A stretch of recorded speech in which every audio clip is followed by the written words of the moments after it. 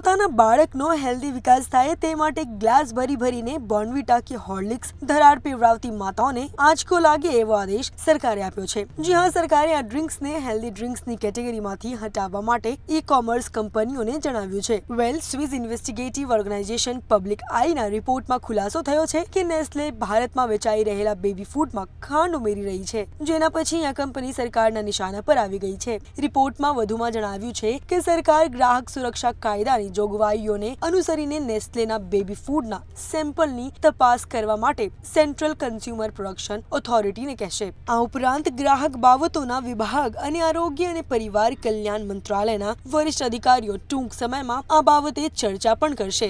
તો જો આ રિપોર્ટ સાચો હોવાનું જણાય છે તો તે WHO ના નિર્દેશનું ઉલ્લંઘન છે, કારણ કે WHO અનુસાર 3 વર્ષથી ઓછી ઉંમરના બાળકોના ખોરાકમાં ખાંડ અથવા મીઠા પદાર્થોનો ઉપયોગ કરવો જોઈએ નહીં। અને રિપોર્ટમાં જણાવ્યું છે કે કંપની વિટામિન્સ, મિનરલ્સ અને અન્ય પોષક તત્વોનો ખુલાસો કરે છે, પરંતુ ખાંડના મિશ્રણ અંગે પારદર્શક નથી।